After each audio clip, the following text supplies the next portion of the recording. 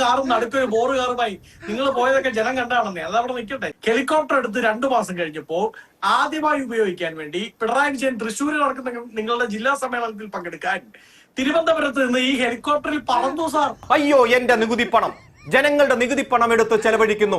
മുമ്പ് കുറ്റം പറഞ്ഞതുകൊണ്ടും നികുതി ഭാരം എന്നൊക്കെ പറഞ്ഞ് ആകുലതപ്പെട്ടതുകൊണ്ടും ഇനി മുഖ്യമന്ത്രി ഹെലികോപ്റ്ററിൽ പറക്കുന്നത് എപ്പോഴാണോ അതൊക്കെ തെറ്റായിരിക്കും. അങ്ങനെയാണ് നിങ്ങളുടെ സമീപനം. അതുമായിട്ട് എനിക്ക് കിട്ടുന്നു വെച്ചതാണല്ലോ. കഴിഞ്ഞ സർക്കാർ കാലത്ത് കഴിഞ്ഞ മുഖ്യമന്ത്രി ആ ചോപ്പർ ഉപയോഗിച്ച് പാർട്ടി പരിപാടിക്ക് പോയത് തെറ്റല്ലേ? ധാർമ്മികമായി തെറ്റല്ലേ? നല്ലോണം കിട്ടിയോ? സാമാന്യം ഭേദപ്പെട്ട രീതിയിൽ. എന്താടോ കാര്യം? കെടുകാര്യസ്ഥതകൾ ഓരോന്നായി നമ്മൾ നേരിട്ട് കാണുകയാണ്, ലൈവ് കാണുകയാണ്. വെറുതെ നാവിട്ടിളക്കല്ലേ. അപ്പൊ താങ്കൾ പറയുന്നതിന്റെ ചുരുക്കം ഏകോപനമില്ല, പലയിടത്തുനിന്ന് പലതരത്തിലുള്ള വർത്തമാനങ്ങൾ, ആർക്കും ഒന്നിനും ഒരു കൃത്യതയില്ല, എല്ലാം അങ്ങനെ പിടിവിട്ട് നിൽക്കുന്ന ഒരു അവസ്ഥയാണ് എന്നുള്ളതാണ്.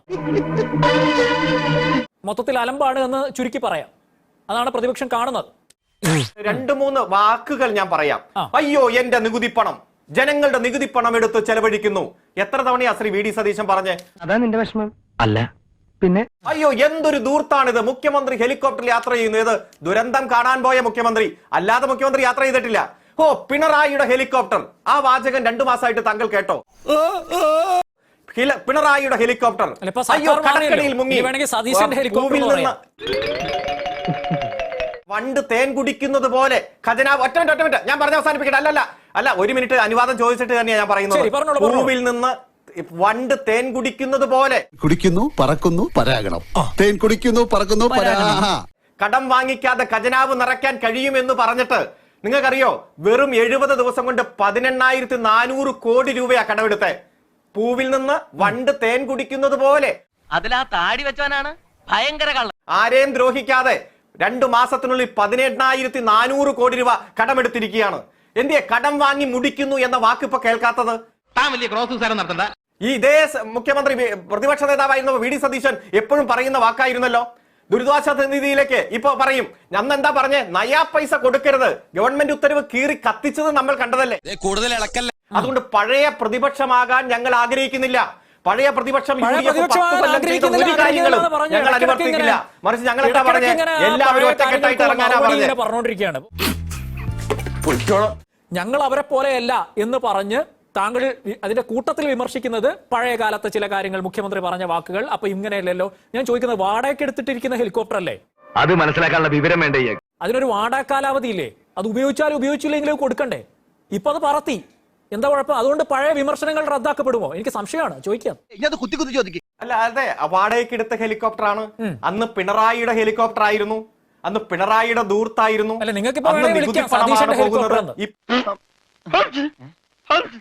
അല്ല, ഞങ്ങൾ വിളിക്കുന്നില്ലെന്നേ. ഞങ്ങൾ പഴയ പ്രതിപക്ഷമല്ല മിസ്റ്റർ. UDF പഠിച്ച സ്കൂളിലല്ല ഞങ്ങൾ പഠിച്ചത്. ഞങ്ങൾ ഉത്തരവാദിത്തമുള്ള പ്രതിപക്ഷമാണ്. ഈ പറഞ്ഞ അതേ വാചകങ്ങളൊന്നും ഞങ്ങൾ പറയുന്നില്ല. എന്താ പറഞ്ഞ നികുതി ഭീകരത, കേന്ദ്രം പെട്രോളിന്റെ വില കൂട്ടിയ, ഞങ്ങളത് പറയുന്നില്ല എന്ന് പറഞ്ഞ് കൂട്ടത്തിൽ അതിങ്ങനെ പറഞ്ഞുകൊണ്ടിരിക്കുന്നു. ഇതെന്ത് പരിപാടിയാണ്? നമ്മളൊരു ആവേശത്തിന് പറയുമ്പോ ഒരു കൊഴുപ്പുണ്ടാവാൻ ഈ പുട്ടിനെ കൂടെ പീരായിട്ട് കൊടുക്കുന്നതല്ല.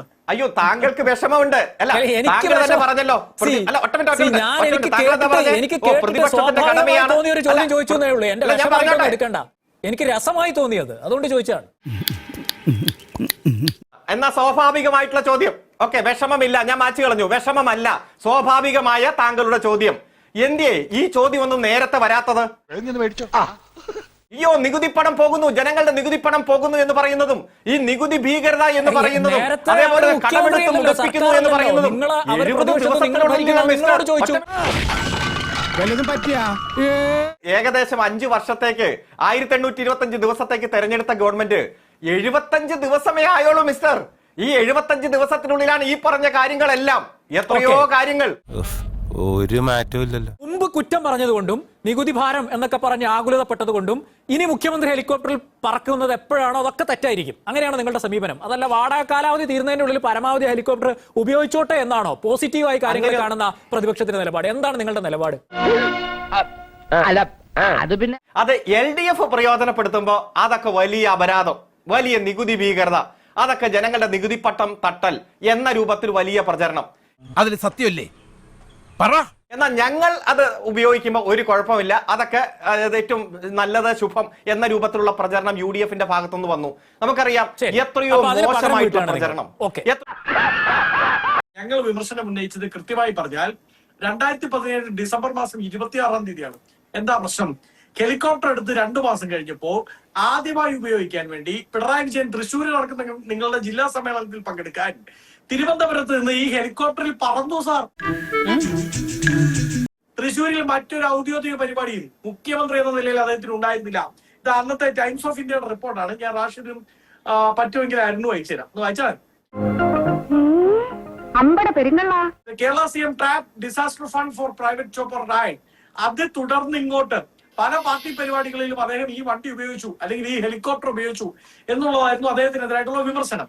ഒരു കയ്യബദ്ധം 40 വാഹനങ്ങളുടെ അകമ്പടിയോടെ റോട്ടിലൂടെ പോകുകയെന്നായിരുന്നു താങ്കളടക്കം ആരോപണം ഉന്നയിച്ചിരുന്നത്.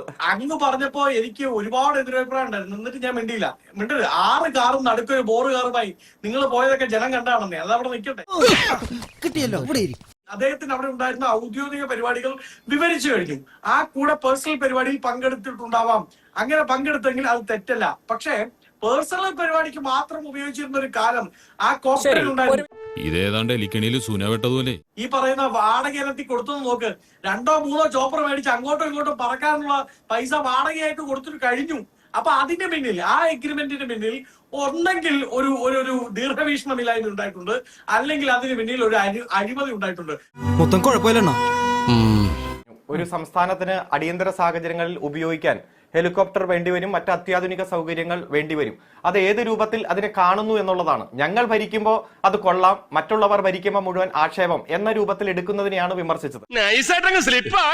അദ്ദേഹത്തിനോട് എനിക്ക് ഒറ്റ ചോദ്യമേ ഉള്ളൂ. ബഹുമാനപ്പെട്ട കേരളത്തിന്റെ മുഖ്യമന്ത്രി ശ്രീ VD സതീശൻ ആ ചോപ്പർ കഴിഞ്ഞ ദിവസം ഉപയോഗിച്ചത് സ്വകാര്യ പരിപാടിക്ക് മാത്രമാണ് എന്ന അങ്ങയുടെ ആദ്യ സ്റ്റേറ്റ്മെന്റിൽ അങ്ങ് ഇപ്പോഴും ഉറച്ചു നിൽക്കുന്നുണ്ടോ? ന്യായീകരിച്ചോളൂ. ഞാൻ ഏത് ജന്മത്തിൽ ചെയ്ത പാവോടാ. അല്ല അത് നിങ്ങളോട് ഇനി ചോദ്യമില്ല, ന്യായീകരിച്ചോളൂ എന്ന് പറഞ്ഞത് എന്നോട് തിരിച്ചു ചോദിക്കണ്ട. കഴിഞ്ഞ 75 ദിവസമായി നിങ്ങളോട് ചോദ്യങ്ങളില്ല, ന്യായീകരിച്ചോളൂ എന്നാ പറയണത്. റേഷൻ കട മറന്ന് മണ്ണെണ്ണ വാങ്ങണോ? അദ്ദേഹം സ്വകാര്യ ആവശ്യങ്ങൾക്ക് അടക്കം അത് ഉപയോഗിച്ചിട്ടുണ്ട്. ശർക്കര തുലാഭാരത്തിന് പോയിട്ടുണ്ട്, മലബാറിൽ സദ്യ ഉണ്ണാൻ പോയിട്ടുണ്ട്. കേരളത്തിന്റെ മുഖ്യമന്ത്രി 2018-ലും 2019-ലും എല്ലാ തരത്തിലുള്ള ഔദ്യോഗിക പരിപാടികളും റദ്ദാക്കി ക്യാമ്പ് ഹൗസ് തുടർന്ന് തിരുവനന്തപുരത്ത് തന്നെ ക്യാമ്പ് ചെയ്ത് ഈ ദുരന്തങ്ങളെ കാത്തിരുന്ന് കൃത്യമായി നേരിട്ട ഒരു ചരിത്രം ഈ കേരളത്തിലുണ്ട്. ശർക്കര തുലാഭാരത്തിനും ബിരിയാണി തിന്നാനും അതുപോലെ അമ്മായിയച്ഛനെ കാണാനും കറങ്ങി നടക്കുന്ന സാഹചര്യമല്ല ഉണ്ടായത്. അതുകൊണ്ട് വിമർശനം തൊഴിലായി സ്വീകരിച്ചവർക്ക് ഇതൊരു തൊഴിലായിരിക്കും. പക്ഷേ ചരിത്രത്തിലേക്ക് ഒന്ന് തിരിഞ്ഞു നോക്ക്. 10 കൊല്ലം വിമർശനം മാത്രമല്ലേ നിങ്ങളുടെ തൊഴിൽ? ആ വിമർശനം തൊഴിലാക്കി മാറ്റിയവരാ 10 കൊല്ലം. കഴിഞ്ഞ സർക്കാർ കാലത്ത് കഴിഞ്ഞ മുഖ്യമന്ത്രി ആ ചോപ്പർ ഉപയോഗിച്ച് പാർട്ടി പരിപാടിക്ക് പോയത് തെറ്റല്ലേ? ധാർമ്മികമായി തെറ്റല്ലേ? അല്ല, അതൊക്കെ വാട്സപ്പ് യൂണിവേഴ്സിറ്റിയിൽ നിന്ന് കിട്ടുന്ന വിവരങ്ങൾ കുറച്ച് ചില വാർത്തകളൊക്കെ വന്നിട്ട് കൃത്യമായി ഔദ്യോഗികമായി ഉപയോഗിക്കേണ്ട ദുരന്ത ഘട്ടങ്ങളിൽ കാര്യം സത്യമാണെങ്കിലും എനിക്ക് അംഗീകരിച്ചു കൊടുക്കാൻ പറ്റുമോ? ഇത് ഔദ്യോഗിക ആവശ്യങ്ങൾക്ക് പോയിരുന്നു. അദ്ദേഹത്തിന്റെ ബന്ധുവിനെ അസുഖമായിട്ട് കിടക്കുന്ന ബന്ധുവിനെ പോയി കണ്ടുവെന്ന്. അപ്പൊ അത് വ്യക്തിപരമാകുന്നു എന്ന് നിങ്ങൾ പറയുന്നു. അതേ കോണ്ടക്സ്റ്റ് മറ്റുള്ള സർക്കാരിന്റെ കാലത്തും, അതായത് നിങ്ങളുടെ സർക്കാർ കാലത്തും ബാധകമല്ലേ എന്നാണ് തിരിച്ചു ചോദിക്കുന്നത്. അത് ഉത്തരം പറ. താരതമ്യപ്പെടുത്തിക്കോട്ടെ. വസ്തുതാപരമായി തെളിവുകളുടെ അകമ്പടിയോടെ 75 ദിവസത്തിനുള്ളിൽ നിരവധി വിവരങ്ങൾ വരുമ്പോ തിരിച്ചു ചോദിക്കുന്നു. ഈ നികുതി പച്ചവെള്ളം ചവച്ചു കുടിക്കണ പഞ്ചപാവം അങ്ങോട്ട് ഇറങ്ങിയില്ലടേ.